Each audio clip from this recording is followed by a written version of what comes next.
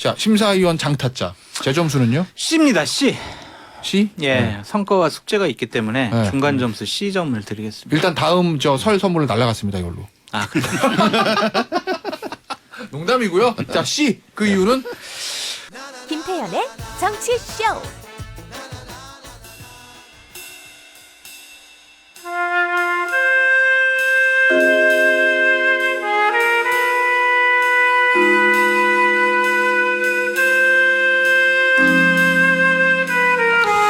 김태현의 정치쇼 최고의 시그니처 코너 탑 오브 탑 여의도 타짜 시간이 돌아왔습니다.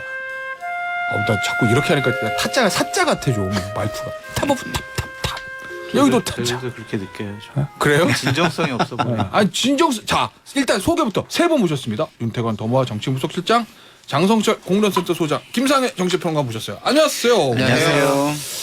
이 화요일에 윤희숙 전 국민의힘 들었어요. 의원이 출연하셨습니다. 저희 정치쇼 찐팬임을 자처하셨는데 지금도 듣고 계실 수도 있어요. 약간 이의를 제기하셨어. 야, 뭐 들었어요. 타짜 할 때만 탑오브 탑 그럼 뭐 딴 코너는 뭐 아니냐? 뭐 딴 코너에서 얼마나 슬퍼하겠냐라는 말씀하셨는데 여기에 대한 들으셨다는 장 소장이 반론 하나 제기해 주신다.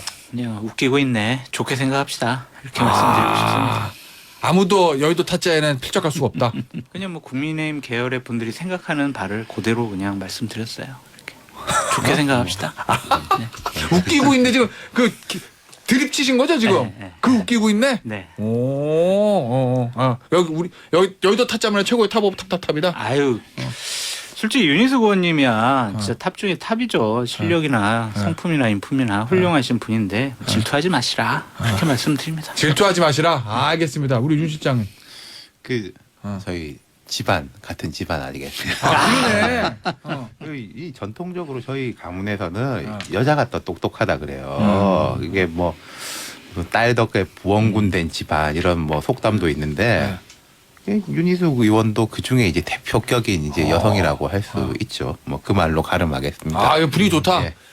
그래서 제가 한번 우리 저 제작진이 기획하고 있는 거 한번 할 거야 언젠가는. 같이. 삼변 시대도 저 탑 오브 탑 하잖아 내가. 그거 한번 6분 모아놓고 그냥 콜라보 한번 하려고 그러는데 뭐 주제가 뭘 하는 게 좋을지 몰라가지고 이게. 다 해요. 우리 다 해. 어쨌든 한번은 저희 한번 해보겠습니다. 탑 오브 탑. 누가 진짜 탑인지. 자 일단 첫 번째 주제는 요거. 정진상 실장 영장 청구. 글쎄 요거는 뭐 수사 관련된 그거는 뭐 저희가 월요일에 영장 발부 결과 봐가지고 변론 주작 시간 꾸면서 거기서 다룰 거니까 우리 세 분한테는 정치적 의미, 검찰이 만약에 영장을 전격적으로 쳐서 이게 발부가 기각이 되거나 발부가 됐다. 케이스는 두 가지잖아요. 만약에 기각되거나 발부되는 것에 따라서 민주당 대응이 좀 달라져요? 그 당연히 그러지 않을까요? 예.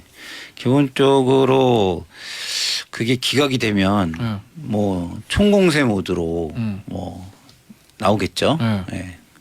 근데 이제 만약에 아무래도 그 영장이 발부가 되면 관망하면서 좀 약간 신중한 모드로 가겠죠. 그건 뭐 좀 당연할 것 같아요. 당 분위기는 어때요? 당 분위기는 결사항전 분위기? 아니 저는 그렇게는 생각하지 저는 않고요. 지수입니다. 그냥 좀 약간 결사항전 분위기 일단의 분들이 계시고 좀 안개 속을 좀 이렇게 걸어가는 듯한 느낌의 분들이 일단이 계시고 그런 것 같아요. 안개 속에 불을 걸어가는 분위기라는 건 어떤 의미예요? 그러니까 아직 좌우 구분을 하려고 노력하는 단계. 네, 이게 굉장히 상황이 안 좋은 쪽으로 흘러갈 것 같기는 한데 뭐 그렇다고 해도 확연하게 뭔가 보이는 것 같지는 않고 그럼 지금 현 상황에서 여기를 강하게 지금 뭐 이렇게 디펜스를 하고 가야 되나 방어를 하고 가야 되나 뭐 아니면 조금 상황 관리를 하면서 가야 되나 뭐 이런 거 고민하는. 기본적으로 만약 구속영장이 발부가 된다면 20여일 동안 수사할 수가 있는 거 아니겠습니까? 발부되면은 네. 예. 그러면은 이재명 당대표에 대한 소환 조사를 다음 스텝으로 생각해 볼 수밖에 없다. 검찰 입장에서는 그렇죠. 그렇게 생각해 볼 수밖에 없고 만약에 기각이 되면 체포영장도 기각이 되고 구속영장도 기각이 됐다. 그럼 민주당이 얘기하는 이건 정치수사 아니야? 보복수사 아니야? 이렇게 생각할 수밖에 없어서 야당의 반발이 훨씬 더 커질 거고 이재명 당대표를 조기에 소환해서 수사하겠다라는 그런 의지를 실현시킬 수가 없다. 결국에는 그러면 지금 수원지검 성남지청에서 하고 있는 성남FC 후원금 사건과 관련해서 제3자 뇌물죄로 다시 한번 지금 정진상 실장에 대한 구속영장을 청구해서 일단은 어쨌든 구속을 해보고 싶다. 구속해야겠다. 그런 의지를 계속 강하게 표명하겠죠. 그리고 이게 기각이 되잖아요. 정치권도 정치권이지만 일반 국민 여론이 굉장히 안 좋아질 거예요. 지금도 야당 탄압이냐 정당한 수사냐에 거의 반반 나오거든요. 여론조사 해보면. 뭐 SBS 정- 여론조사 기준하면 네. 좀 높은데. 뭐 약간 높죠. 그러니까 근데 정당한 오차범위 수사가 내니까. 높긴 높은데. 네. 네. 오차범위 내니까. 어? 근데 뭐 통계적으로 유의미하지가 않으니까 거의 뭐 비슷하게 나온다고 저는 말씀을 드리는 건데 그 정도인데 이 상황에서 저게 뭐 영장 발부도 안 된다? 그러면은 시중의 여론은 제가 볼 때는 더 안 좋아질 것 같아요. 그 윤 실장 이 보시기에 검찰 수사에 우리가 언론 보도를 통해 접하는 네. 거고 실제 저 내밀한 어떤 이유나 이런 것이 우리가 뭐 알 수는 없지만 정치적으로 보시기에 검찰의 이런 저거 수사의 흐름들이 굉장히 전격적으로 빠르고 몰아친다. 네. 뭐 이렇게 보세요? 아니면은 뭔가 좀 호흡을 고르면서 가는 거라고 보세요?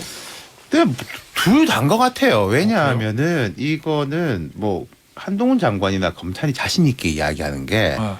원래 하던 거잖아라는 거잖아요. 이게 뭐 새로 전 나온 건 정부에서처럼 뭐 캐비넷을 꺼내가지고 뭐 한 게 아니다라는 이제 주장을 하고 그래서 여론이 이제 엇갈리지만은 다른 이슈들에 비해 가지고는 야권에 좀 안 좋게 나온다라는 건 분명한 거죠. 그리고 이제 영장이 어떻게 되냐가 이제 갈림길일 건데 말씀하신 대로 두 분 지금 김상일 선배가 당내가 약간 안개 속이다. 전 두 가지 이유가 있다고 생각을 두 가지 해요. 뭐 조홍천 의원이나 이렇게 말씀하셨다시피 선거 때 이루어진 일이면은 좋은 거든 나쁜 거든 우리 모두의 책임이 되는 거잖아요. 뭐 그런 부분에 네. 대해 가지고. 뭐 선거 때 뭐 후보가 허위사실 유포했다든지 뭐 그렇죠. 뭐 대선 자금에 문제가 생겼다든지 네. 그러면 근데 이건 훨씬 전에 거니까 네. 아니 뭐 잘 모르는데 왜 우리가 같이 이걸 해야 되지?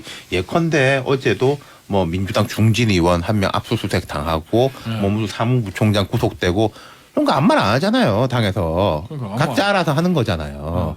그거가 있는 거고 두 번째로는 이 정진상이라는 분의 캐릭터인데 자 우리가 예를 들어서 문재인 대통령의 김경수 전 지사다. 윤건영 의원이다. 혹은 뭐 DJ 때 뭐 누구다. 뭐 노무현 대통령이 윤태영이다. 당내에서도 되게 잘 알고 상징성도 있고 야권 지지자들도 아, 저 사람 해가지고 이제 뭐 미운정 고운정과 축적된 스토리가 있는 건데 공감대가 있는 건데 모르는 사람이야. 얼굴도 몰라. 제가 방송하기 전에 김상일 선배 할 때도 얼굴 본 적 있어요 형님 물어보니까 없어 그랬잖아요. 그러니까 이게 스킨십이 와닿지가 그 감정의 전이가 저는 안 되는 면이 있다고 생각을 해요. 잘 아는 사람이고 하면은 아유 그거 안 됐고 저 사람이 저런 사람이 아닌데라는 게 가는 건데 뭐 몰라 모르는 사람. 내가 왜 얼굴도 모르는 사람을 쉴드를 쳐줘야 되지? 이런 뭐 그런 것도 있는 거죠. 아니 근데 지금 말씀을 되게 잘하신 게 어제 압수수색을 당한 중진은 저도 되게 잘 알고 예, 감정적으로도 되게 안타깝고 막 그래요. 근데 정진상 실장은 진짜 그야말로 은둔형이거든요. 힘센 은둔형.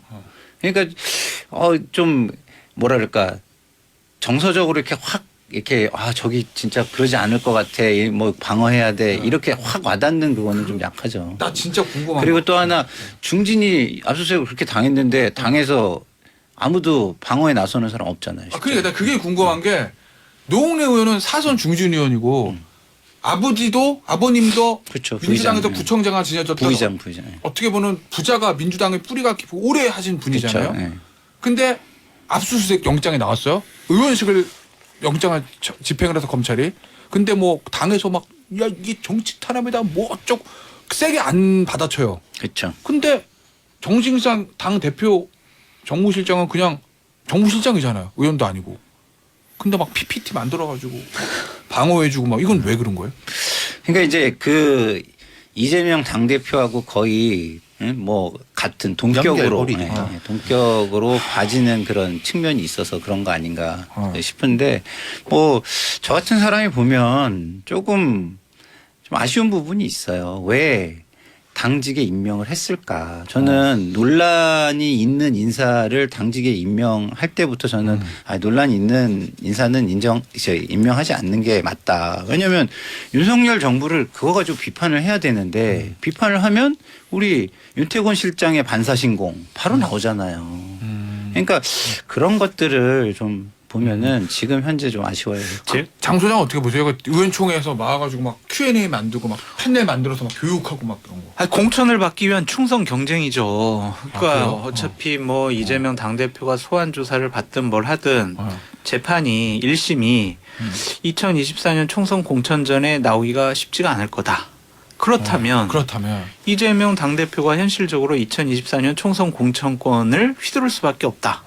그럼 거기 잘 보여가지고 좋은데 공천 받거나 다시 뭐 비례 받거나 그러고 싶겠죠. 그러니까 공천을 위한 충성 경쟁을 하는 것으로 보여지는 것이고 노웅래 의원 같은 경우에 뭐 그분이 공천하고 뭔 상관이 있겠냐라는 것과 현 지도부들과는 그렇게 스킨십이 없는 것 같아요. 민주연구원 원장도 그만두셨고 그렇죠. 남았는데. 거의 뭐 언론 보도에 의하면은 이재명 당대표랑 별로 그냥 뭐 친하지 않아서 좀 나가줬으면 좋겠어. 그거는 팩트는 라는 아니고요. 보도가 있었고 네, 보도는 좀 약간 틀린 것 같아요. 그런 것들을 보면 같은 이제 중앙대고 그래서 상당히 가깝고 그래요? 선거 때, 선거 때도 선거 때도 굉장히 이 사건 가깝게 때문에 하고. 그런 이야기가 나올 수밖에 없는 거예요. 그럼 앞으로 가까운데도 왜 안 해주냐? 누구는 뭐고 누구는 뭐냐라는 이야기 왜 공평하지 오히려 또 못하냐? 뭐 이런 이야기가 나올 수밖에 없는. 근데 이런 거잖아요. 예를 들면 이게 밖에서 보면 이재명 대표가 만약 수사를 받아요. 만약에 네. 막 영장 그러면 막 전 어쨌든 당 대표니까 좋으나 뭐 그럴 수 있다고 치는데 정무실장인데 당 대표 의원도 아니고 그 정무실장까지 의원들이 그렇게 나가가지고 아니, 그러니까 이재명 대표가 잘 보이게 한 정진상 김용이 무너지면 바로 이재명 당대표한테 가잖아요. 그러니까 네. 격벽, 방화벽 네. 이런 거. 방압을 깨지니까 그렇죠. 그렇구나. 그걸 거기서부터 1차적으로 방어선을 구축하는 거다라고 보여집니다. 지금 언론 보도 보면은 의원총회에서 그 교육할 때 민주당 몇몇 의원들이 막 뭐 이거 왜 해야 돼? 뭐 이걸 뭐 막 이렇게 막 불만이 좀 나왔다고 하던데 그러면 이재명 대표에 대한 어떤 당에 대한 장악력이 좀 약해지는 과정으로 봐야 되는 거예요? 아니에요. 그런 건 아닐 아니에요? 거고. 네. 어쨌든 분위기 자체가 어떤 비판을 할 수 있는 공간이 넓어지고 있는 거는 맞는 것 같고 왜냐하면 지금 상황이 굉장히 안 좋잖아요. 굉장히 좋아야 되는 상황이 안 좋잖아요. 그렇기 때문에 그 부분에 대해서 답답함이 있고 비판의 공간이 넓어지고 있는 거는 맞는데 그렇다고 해가지고 확 비판을 하기는 굉장히 부담스러운. 오히려. 네. 그건 왜요? 장 소장 얘기한 것처럼 왜냐하면 공천 때문에 지금 그 우리 당을 바라보는 시각이 거기에는 이재명 말고는 누가 있어? 라고 할 때 누구 이렇게 하나 내놓을 사람이 지금 없는 상황이잖아요. 그러니까 내 공천 일령에 따라서 당 대표가 무너지면 우리 다 죽어라는 생각이 좀 있다는 건가요? 아니 그런 거보다는 지금 지지층에 강고한 지지층이 있고 거기 눈치도 좀 봐야 되고 우리 장 소장님이 말씀하신 뭐 공천과 관련된 자기 실질적인 이해관계도 있고 그렇기 때문에 지금 현재 상황에서는 확 치고 나가기는 어려운 상황이죠.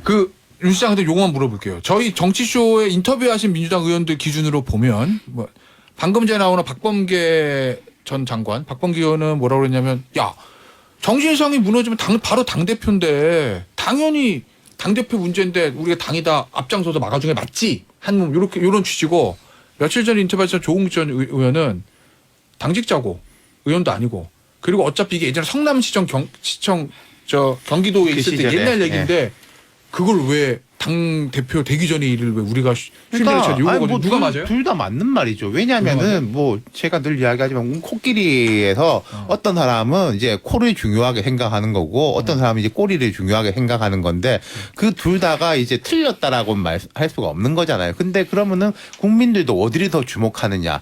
내용적으로 볼 때는 박범계 의원의 말이 이제 맞고 근데 이제 논리적인 거랑 명분이라든지 이런 거 볼 때는 조홍천 의원의 말하고 그다음에 한 가지 더 포인트가 아까 제가 말씀드린 잘 모르는 사람이라는 부분이 또 포인트가 될 수 있는 거겠죠. 알겠습니다. 이재명 당대표 입 때문에 그래요. 옛날에 뭐 정진상, 김용, 분신, 뭐 측근 이렇게 본인이 얘기했잖아요. 그 동일시 되는 거죠. 알겠습니다. 자, 요건 여기서 마무리하고 다음은 이제 해외 순방. 윤석열 대통령의 이번 동남아 해외 순방 한일 순서대로 한미일, 한미, 한일, 한중 요 회담 평가를 해볼 건데 슈퍼스타 K식으로 해볼게요. 문자 투표도 받고 심사위원 점수 매기겠습니다. 자, 심사위원 저는 김성주 씨가 되는 거예요 지금. 자, 심사위원 장타짜 제 점수는요? C입니다. C. C? 예, 네. 성과와 숙제가 있기 때문에 네. 중간 점수 C점을 드리겠습니다. 일단 다음 저 설 선물을 날라갔습니다 이걸로. 아, 그래요?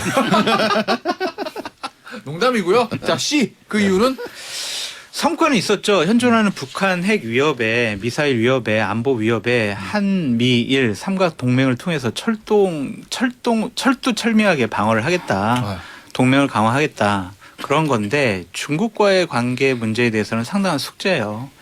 그러니까 중국은 대만 문제는 우리 레드라인이야. 이거 간섭하지 마. 이런 입장인데 미국에 저 미국 편이에요 하면서 손들고 나왔고 또는 북한 핵 문제에 대해서 중국이 좀 건설적인 역할을 해주세요라고 했는데 중국에서는 나중에 브리핑을 하면서 이 부분은 언급도 안 했단 말이에요. 북한 문제에 대해서는 우리는 한국 편 들 생각이 없어라는 입장으로 보여지거든요. 성과는 있었지만 큰 숙제가 남아있다. 이걸 어떻게 풀 것이냐. 그것이 이제 저는 앞으로 지켜봐야 되기 때문에 네. C점 좋습니다. 자, 심사위원 김상일, 김타짜 저는 뭐 B. B. 두 분이 당적이 좀 바뀐 것 같기도 하고. 아니 저는 사실은 그 석사는 외교 분야를 했어요. 네. 제가. 그래서 이제 뭐 나름 그 시기에는 외교에 약간 네. 뭐 굉장히 좀 깊게 네. 공부를 하고 그랬던 사람인데 네. 이 외교는요. 네. 그 예측 가능성을 상대에게 협상 파트너한테 주는 게 굉장히 중요해요. 그래야지 다른 부분까지 치고 들어오지 않거든. 근데 안보 분야에 있어서는 나는 우리 전통적 우방과 함께 하겠다라는 걸 분명히 좀 색깔을 보여준 거거든요. 그렇기 때문에 한중 정상회담도 오히려 저는 가능했다고 오히려? 생각해요. 왜냐하면 우리가 어중뛴 모습을 보이잖아요. 그러면은 양쪽에서 다 공격당할 수 있어요. 한쪽에 딱 있으면 아 얘를 공격하면 미국하고 맞서는 경우가 될 수도 있겠다 싶어가지고 우호적으로 저희를 끌어들이려고 할 수도 있지만 어중뛰게 하잖아요. 아 그러면 빨리 공격을 해가지고 우리 쪽으로 땡겨와야 되겠구나 이렇게 생각할 수도 있거든요. 그래서 그런 측면에서 보면은 뭐 저는 그런 어떤 분명한 예측 가능성을 국제 사회에 보여줬다는 측면에서는 잘했다. 그럼 문재인 정권의 균형 그러나 외교는 잘못됐다고 생각하는 거예요? 예? 문재인 정권에서 벌어졌던 균형 외교는 잘못됐다고 문재인 생각하는 거예요? 정권도 방향성이 분명했죠. 북한과의 어떤 통일을 지향하는 외교를 하겠다. 아니 미국과 중국과의 이 관계. 아 그게 메인은 아니었어요. 제가 문재인 한번 정부의 보여드리겠습니다. 외교는. 자, 심사위원 네, 윤타짜. 저는 C. 왜 C? C냐면은 외교 부분에 대해서는 김상일 선배랑 거의 뜻이 비슷해요. 그리고 우리가 요즘은 이게 좀 착각하면 안 되는 게 옛날에 뭐 제갈공명이 조조가 서희가 여기 가선 요 말하고 저희 가선 저 말 해가지고 뭐 줄타기 외교 다 인터넷으로 보고 있고 특히 다자회담에서요. 미국 대통령 만나도 이 말하고 중국 대통령 만나도 저 말하면 큰일 납니다. 그러니까 일관성이 견지하고 좀 안정된 모습을 보였다는 부분은 이제 제가 한 B 정도 줄 수 있을 것 같고 근데 나머지 또 제가 기자 출신이지 않습니까? 이 언론과의 관계 예를 들어서 지금 여기에다 관심을 집중시켜야 되는데 가기 전부터 MBC 전용기 이렇게 하면 관심이 흐트러지는 거잖아요. 그런 부분하고 이번에도 뭐 행사장에 이제 풀 기자들이 뭐 다자회담이라는 게 빡빡하기 때문에 그렇긴 한데 그래도 데리고 들어가가지고 금방 나오더라도 가야 되고 그리고 이제는요 우리나라에서 공개 안 해도 외국 기자라든지 아까 제가 말씀드린 대로 뭐 백악관 홈페이지에 올라오고 다 하기 때문에 우리가 기자를 안 들어 보내주는 의미가 없는 시대예요. 근데 굳이 그럴 필요가 있었냐라는 부분은 D, 그럼 B, D 합쳐가지고 나누면 C. 자, 아 그렇게 B, 또 말씀하시니까 B, 제가 잠깐, 너무 한 부분만 봤네요. 저 3부 4부 할 건데 BCC가 나왔습니다. 저 고시게 A 마이나. 저 선물을 위한 저 죄송합니다. 몸부림입니다. 중요한 거는 죄송합니다. 청취자분들 문자 투표 샵1035 단문 50원 장문 100원 고릴라 유튜브 무료. 원래 슈퍼스타 K도 문자 투표가 제일 중요한 거니까 청취자 의견 들어오면 저희가 좀 소개를 해드리도록 하겠고요. 잠시 쉬었다가 4부에서는 순방 관련해서 김건희 여사 얘기 좀 해보고 그다음에 이태원 관련된 명단 공개 이상민 장관 얘기 좀 해보겠습니다. 4부에 올게요. 아 슈퍼스타 K 괜히 했어요. 좀 후회하고 있어. 웬 제작진들이 지금 감당이 안 돼. 문자 너무 많이 들어가지고. 예, 그리고 막 다양해 의견이. 예, 그래서 몇 개만 읽어드리면 다 있습니다. 일단은 1736님은 A, 그리고 문성아님은 꽈락, 7626님은 C, 요 1736님 A하고 문성아님의 꽈락은 이유는 저 말씀 안 해주셨는데 7626님의 C는 저 요 윤태곤 실장 얘기인데 네. 방송사 배제 때문에 그렇다고. 저도 다양한 이렇게 의견이 들어오고 있다. 다른 분야를 안 보고 아까 얘기했는데 다른 부분 다 따지면 B보단 좀 떨어져야 될 것 같긴 뭐가 하네요. 씨가 맞잖아요. 그러니까 아, A 많이 나라며 아까는 또 그러니까 올렸다며. 세 명이 지금 공통된 게요. 자, 이번 물건은 좀 괜찮아요. 어. 포장을 네, 더 포장이 안 이쁘게 좋네. 해가지고 맞아. B도 A를 올려야 되는데 B를 포장지를 이상하게 해가지고 C로 낮췄어 스스로. 우리 윤 실장님이 저보다 바둑으로 따지면 한 두세 수 더 본다는 걸 제가 인정하겠습니다. 아, 그러면 역시 대통령실 홍보 라인에 조금 문제 있다 보시는 거예요? 근데 모르겠어요. 그러니까 이런 근데 이게 결정을 네. 홍보 라인이 결정했겠어요? 결국 판단은 대통령의 판단이었겠죠. 아, 결국에는 네. 알겠습니다. 자, 요거는 여기서 얘기 마무리하고 이제 점수 이렇게 다양한 점수가 왔다라는 거고 김건희 여사 얘기를 해볼게요. 아, 근데 역대로 대통령 해외 순방 때 이 영부인의 행보가 이렇게 화제가 됐던 적이 있나 싶긴 한데 그리고 또 하나 저는 희한한 게 사실 정치권에서 이거 PC가 좀 작용을 한 중에 많아서 여자 의원들 뭐 여자 장관 뭐 또 여성 기자에 대한 외모가 뭐 이쁘네 못생겼네 뭐 화려하네 수수 이런 거 평가하는 게 거기 금기시돼 있잖아요. 아, 그럼요. 큰일 나지. 근데 왜 유독 김건희 여사의 뭐 옷, 뭐 외모 뭐 이런 거에 대해서 이런 게 있는 걸까? 민주당의 지나친 관심이 아니냐라는 생각이 듭니다. 쟤는 저 기자를 해봤잖아요. 그것도 어. 대통령실 청와대 이제 출입기자 2번을 해봤는데 통상적으로는요 여사 일정에 대해서 관심이 없어요. 막 그래서 관계자들이 이부속실 이런 데서 우리 것도 하나 넣어줘. 뭐 하나 단독으로 빼줘라고 막 이렇게 부탁을 할 정도고 그래도 별로 관심이 없어요.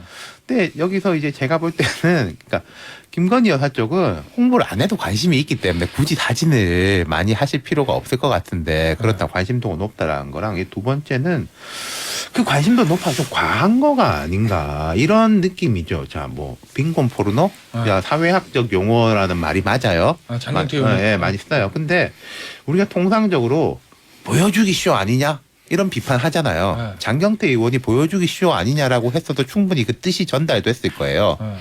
근데 굳이 그런 좀 어감이 있는 단어를 그리고 약간 이 사회학적 용어나 학술 용어에 이렇게 익숙하지 않은 분들은 오해하기 딱 쉬운 그런 단어를 쓸 필요가 뭐가 있을까? 그거는 이제 기저에 있는 뭐 이런 부분하고 엮이는 게 아닌가 싶다. 일단 김상현 평론가죠. 네. 김건희 여사의 저 그 캄보디아에서 앙코르와트 사원 안 가고 네. 어디 저기 심장병 환우 있는데 갔다 온 거에 대해서 민주당 쪽에서 나온 비판들이 뭐 장경태는 빈곤 포르노. 네. 왜 마스크를 안 썼냐? 왜 공식 행사 가지 않았어? 네. 뭐 이런 거거든요. 네. 근데 거기에 대한 대통령실 해명 보면 야 이거는 캄보디아 정부에서 다 세팅해 준 거니까 공식 행사다. 네. 앙코르와트 12명 정산 중에서 6명이나 안 갔다. 네. 그리고 공식 행사가 마스크 안 쓴 것도 캄보디아 방침이 그렇다. 네. 이런 얘기 입장이에요. 민주당이 이거를 계속 이렇게 계속 여기에 문제 제기하는 이유는 뭐라고 보세요? 아니, 그러니까 기본적으로 김건희 여사의 그 존재감이 저는 굉장히 크다고 보여져요. 뭐 그 대통령실이 어떤 권력적 작용을 할 때 설명이 안 되는 부분들이 되게 많거든요. 명쾌하게 설명이 안 되는 부분이 많은데 사람들은 그걸 다 김건희 여사가 있는 거 아니야? 뭐 이런 느낌들을 가지고 있는 사람들이 의외로 많거든요. 제가 대화를 나눠보면. 그건 이제 느낌이라는 거죠. 느낌이지만 그게 거죠. 존재감인 거예요. 네. 느낌이지만 사람들이 계속 떠올린다는 그러니까 것은. 실제로 그런지 안전 상관없이 잘 모르겠지만 떠올리면 계속 존재감이다? 떠올린다는 거예요. 그러니까 관심도 굉장히 많이 가요. 어. 그래서 김건희 여사가 옛날에 그랬잖아요. 조용한 내조를 하겠다. 그때 제가 방송에서 뭐라 그랬냐면 아니 신발 하나 신고 나와도 완판되는 분위기 때문에 조용한 내조를 하려면 다른 분들에 비해서 10배, 100배의 노력이 필요할 것이다. 이런 얘기를 제가 드린 적이 있는데 자 보세요. 지금 앙코르와트를 간다는 거는 그 자리에서 누릴 수 있는 거 누리고 즐길 수 있는 거 즐기는 거잖아요. 앙코르와트를 가면. 네. 근데 굉장히 불우한 곳을 찾아간다 그러면 사실은 뭐 굉장히 뭐라 그럴까 뭐 좀 약간 귀찮을 수도 있고 네. 오히려 뭐 이렇게 누리는 모습이 아니라 본인이 좀 약간 더 밑으로 이렇게 하방하는 그런 모습일 수 있고 이럴 수 있잖아요. 그렇죠. 네. 그런데 그거를 사진을 이렇게 굉장히 뭐라 그럴까 눈에 확 띄는 사진을 하나 내서 굉장히 자기적인 연출이 됐다라고 이렇게 느껴진단 말이에요. 그러면 제가 볼 때 민주당이 너무 과도하게 공격을 안 했으면 오히려 이게 국민들은 에이 뭐 저렇게 튀는 사진을 너무 좀 자기적이잖아 이렇게 굉장히 안 좋게 말은 안 하지만 기저에는 굉장히 안 좋은 생각들이 좀 깔렸을 것 같아요. 근데 민주당 공격해서 근데 오히려 민주당이 됐다는 그렇죠. 거예요? 저는 득을 봤다고 봐요. 오히려? 예. 그 민주당은 그런 분석 때문에 민주당 완전 똥볼 찬 건데? 제가 볼 때는 너무 과도한 공격, 과도한 공세라고 봐요. 그러니까 이 정도 했으면 좋아요. 뭐냐면 이렇게 뭐 좋은데 가신 거 잘했다. 앞으로도 이런 일 좀 더 그 매진해서 진정성과 헌신성을 확인할 수 있기를 바란다. 그러나 좀 오게티 같은 건 뭐냐면 좀 이걸 과도하게 홍보하려 그러고 뭐 자기적인 사진을 찍어서 이렇게 밖으로 배포하고 이런 부분은 상당히 좀 아쉽다. 뭐 이 정도 비판을 했다면 저는 그 비판이 굉장히 효과적이었을 거라고 보거든요. 그러니까 뭐든지 뭐 흠집을 잡으려고 했을 거 아니냐. 트집을 잡을 것이었다라고 보여져요. 팔짱 끼는 거 가지고도 막 뭐라 하더라고요. 뭐 앙코르와트 가면은 지금 국내에서는 대형 참사 때문에 애도 분위기인데 거기 가서 지금 다른 나라 정상들 영부인들하고 웃고 떠들 때냐. 그렇게 비판할 사람들도 있을 것 같아서 그냥 무조건 나는 김건희 여사가 싫어. 김건희 여사 비호감도 높아. 그러니까 하는 것마다 다 트집 잡아야지. 그러한 심리가 있는 것 같다라는 생각인데 결국에는 민주당 의원들과 민주당 진영 지지자분들은 보복 심리가 있는 것 같아요. 어떤 부분이? 그러니까 문재인 대통령의 영부인이었던 김정숙 여사에 대해서 국민의힘과 국민의힘 지지층이 지속적으로 많이 공격을 했었잖아요. 온 문제부터 왜 이렇게 나대? 왜 문재인 대통령보다 앞장서서 나가? 누가 대통령이야? 막 이런 공격을 많이 한 것에 대한 보복 심리가 있는 것 같다라는 생각인데 민주당은 이번엔 해도 너무했다. 특히 장경태 의원은 윤리위의 뭐 제소뿐만이 아니라 이것은 정말 의원으로서 아니면 사람으로서 해서는 안 될 말을 했다라는 부분에 대해서 전 동감을 표하고 그냥 뭐 김건희 여사가 기분 나빴다면 제가 유감 표명할게요. 이런 약 올리는 식의 얘기를 하는 것 자체가 상당히 부적절하고 잘못됐다라고 볼 수밖에 늘 없어요. 이렇게 생각해요. 예를 들어서 김건희 여사에 대한 전반적인 여론이 그렇게 썩 우호적이진 않잖아요. 객관적으로 뭐 한 4대 6이라고 우리가 한번 가정을 해보죠. 네, 가정입니다. 그러면은 제가 생각할 때 민주당의 공격의 지점은 한 4대 6 내지 4.5 대 5.5가 되는 데서 있어야 돼요. 그러니까 바깥에 독립적인 언론인 과거에 이렇게 뭐 농객이라든지 사회학자 진보적인 사람들은 항상 그런 부분에서 이제 조금 더 세게 나가도 되는데 정치인들은 조금 보수적일 필요가 있어요. 여기서 보수라는 거는 진보 이념, 보수 이념이 아니라 약간 안정적으로 한 4.5 정도에서 공격을 해야 되는데 이게 한 3.5 여기에서 항상 하려고 하는 거야. 그러니까 문제가 생기는 거예요. 그러니까 장경태 의원의 그런 발언 너무 나갔다. 아까 제가 말씀드린 보여주기 쇼 아니냐. 뭐 그 정도는 충분히 이야기하잖아요. 그렇죠. 자기적이다, 뭐 연출이다 이 정도로 충분할 거라고 저도 생각하는데 너무 좀 센 발언을 했다 저 이렇게 생각하고 근데 지금 우리 장 소장님이 말씀하신 앙코르와트를 갔으면 그것도 비판했을 것이다. 이거는 이루어지지 않은 일인데 그렇게 비판하시는 거는 좀 저희가 억울한 것 같고요.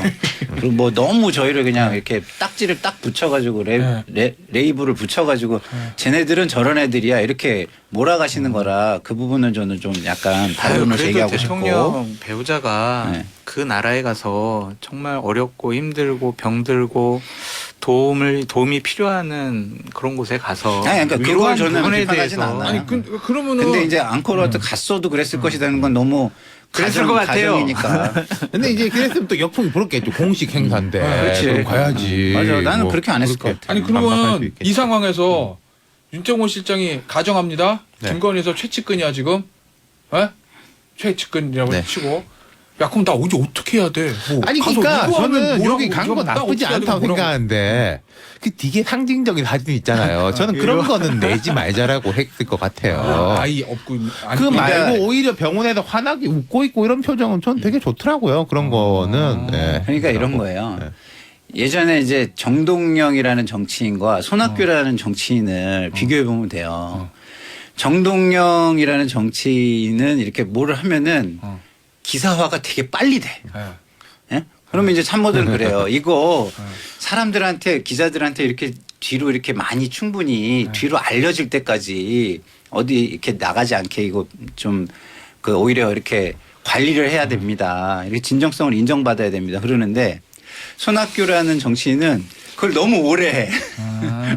그런 게 있었거든요. 네, 한 그럼 장 가지만 소장한테 내가 더 가정 말씀드리면 장 소장한테 그러면 김건희 여사가 연락을 해가지고 나 그럼 앞으로 어떻게 하라는 거야? 뭐라고 그러실 거예요? 대답 잘하셔야 내가 설설물이 걸려 있어. 아니 뭐 지금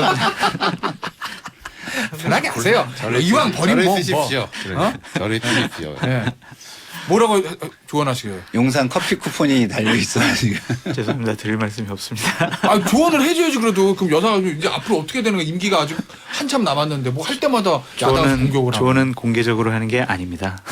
알겠어. 조언 안 하시겠다. 아니 근데 저는 민주당에 얘기하고 싶은 게 뭐냐면 그 정말 좀 과도한 비판은 좀 자제하시라라는 말씀을 드리고 싶고 장경태 의원은 젊은 정치인 아니겠어요? 그리고 민주당 정치혁신위원장을 맡았어요. 근데 이런 식으로 진영만 보는 지지층만 보는 그러한 발언을 통해서 본인의 좀 지지층 내에서 팬덤을 좀 만들고 환호를 받고 이런 것을 좀 노린 것이 아닌가. 오케이. 그게 좀 자, 안타까워요. 그러면 아까 그 질문 또 해야지. 자, 그러면 제가 객관식으로 드릴게. 그러면 김건희 여사 행보에 대한 장타자가 조언을 하라고 지금 영부인 측 연락이 와서 답을 준다면 1번 그냥 지금처럼만 계속 하시라. 2번 더 활발하게 활동하시라. 3번 아예 다니지 마시라. 그러니까 비공개 행보를 하시는 게 아니라 그냥 당분간은 비공개를 하는 게 맞는 것 같아요. 아, 그냥 당분간은? 네, 왜냐하면은 여러 가지 사법적인 리스크와 또한 본인이 계속 얘기했었잖아요. 저 배우자 역할만 하겠다고. 그런 부분에 대한 어떤 명확한 선긋기가 나오지 않는 한 활동을 하게 되면 계속 뭐 발목 잡고 트집 잡고 하는 일들이 많이 나올 거예요. 그래서 그 부분들이 좀 정리될 때까지는 정말 그냥 비공개만 하셨으면 좋겠어요. 그거를 사후에 녹화 중계도 하지 말고 그냥 가만히 계시는 게 좋을 것 같다는 생각이 듭니다. 알겠습니다. 그런데 김상현 평론가 얘기 들어보면 김건희 여사 행보에 대해서 민주당이 너무 오버하면 오히려 여사를 도와주는 역풍이 거다. 불죠. 뭐 역풍이 분다. 이런 왜냐하면 말씀이시고. 그렇게 강하게 비판을 안 해도 우리가 정치는 민심의 바다에 배를 띄우는 거랑 배가 항해하는 거랑 같다고 해요. 근데 배에 모터가 너무 세. 이게 모터가 힘, 권력인데 너무 세면 물이 없어도 내가 갈 수 있다고 생각하고 모터를 돌리잖아요. 그럼 어떻게 돼요? 배 밑창이 다 나가는 거예요. 알겠습니다. 자, 그러면 이제 다음 문제 이태원 얘기 좀 해볼게요. 이 명단 공개. 유족의 동의 없는 명단 공개 더 탐사하고 민들레. 일단은 저희가 토크를 원활하게 하기 위해서 이 명단 공개가 혹시 잘했다 이렇게 생각하시는 분 없죠. 없으시죠? 네. 그럼 요거는 이제 부적절한 거라고 우리가 정리를 하고 세 분 의견을 다 잘못된 거죠. 궁금한 거. 김 차장 물어봐야겠다. 민주당 얘기니까. 민주당 내부는 전 진짜 제일 궁금한 게 여기에 대한 움직임이 어때요? 왜냐면 다 의견만 다른 것 같아가지고 아까 박범계 의원만 해도 이건 부적절하다. 네. 어제 고민정 의원도 부적절하다. 네. 이렇게 얘기하셨는데 한 20명 뭐 강경하는 의원들은 야 온라인 추모관 만들 건데 뭐 이런다면서요. 그러니까 제가 말씀드리잖아요. 어떤 팬덤에 좀 휘둘리는 분들은 약간 강경하게 발언을 하시는 것 같고 그렇지 않은 분들 조금 더 이렇게 한 발 떨어져서 판단하시는 분들은 이거는 좀 과하다, 부적절하다 이렇게 판단하시는 것 같아요. 윤타자가 이재명 대표한테 조언을 해주신다면 이 상황 어떻게 정리하라고 하시겠어요? 아까 딴 거하고 마찬가지인데 저는 이재명 대표가 이 부분에 대해서 직접 뭐 말을 안 했으면 좋겠어요. 그러니까 차라리? 전에도 뭐 근데 한번 해놓은 게 동의하에 뭐 공개할 수 있다. 누가 들어도 그 방점은 공개해야 된다 쪽에 방점이 찍히는 거예요. 아무리 전제를 깔았어도. 그러니까 우리 말이 다르고 다른데 동의하지도 않는데 공개하지 않아야 된다 하고 동의하에 공개해야 된다. 정부가 막고 있다. 그건 어느 쪽에 방점이 있는지 누구나 다 알 수 있잖아요. 그리고 저는 웬만한 모든 사안에 대해 가지고 뭐 이런 양면성을 찾아보려고 하는데 이건 공개는 되게 안 좋게 생각한 게 삭제하려면요. 내가 유족인 걸 증명받고 삭제 요청을 해야 받아들여지는 거예요. 되게 그렇죠. 황당하지 않아요? 어제 보니까 뭐 홈페이지 들어갔더니 회원가입하라고 그래요.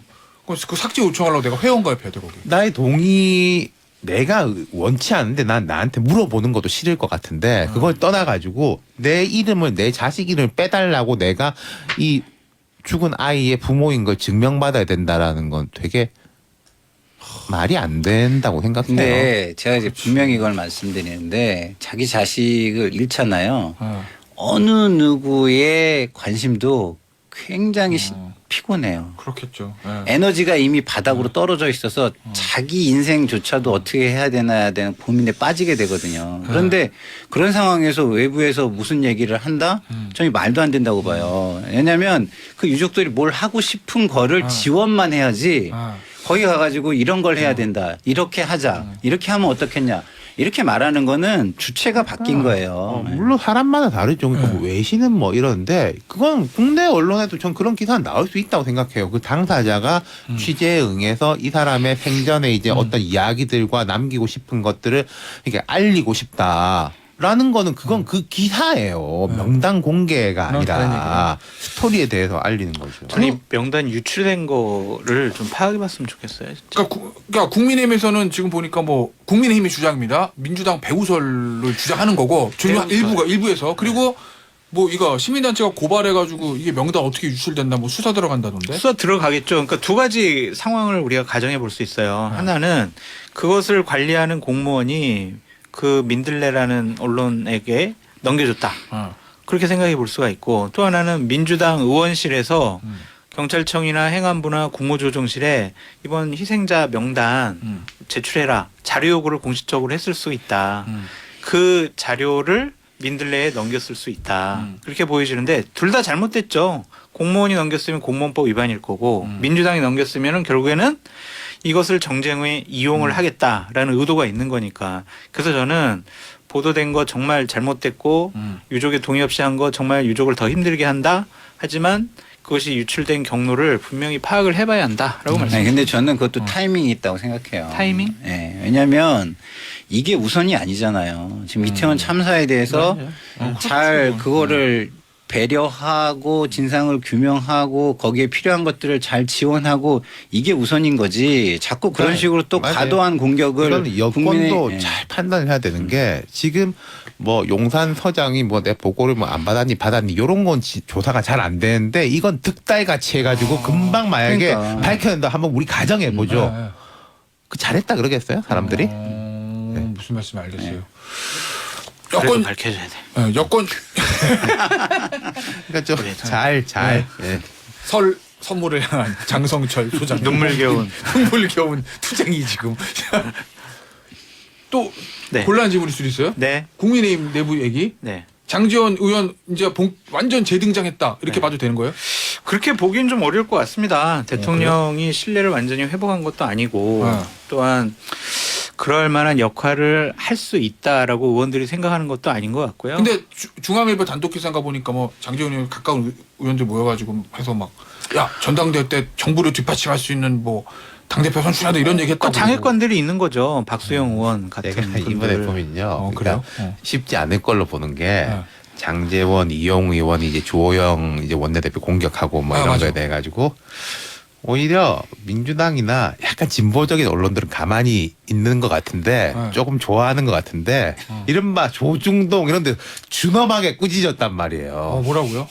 이 말이 되는 짓이냐 이게 지금. 주호영 원내대표한테 뭘 하는 게. 그렇죠. 네. 그리고 당내 분위기도 되게 싸늘해 보이고 그럼요. 뭐 바깥에 있는 홍준표 지사 같은 사람도 이렇게 하고 그러니까 한 번을 해봤는데 반응이 되게 안 좋아. 그럼 계속 이럴 수 있겠어요? 권성동 의원은 약간 다른 게 권성동 의원은 어쨌든 뭐 야권을 향해 가지고 뭐 그것도 또 좋은 건 아니지만 어쨌든 그렇게 하는 건데 이 이른바 찐윤이라고 하는 분들은 이른바 온건파를 향한 공격이니까 다르잖아요. 그 층위가.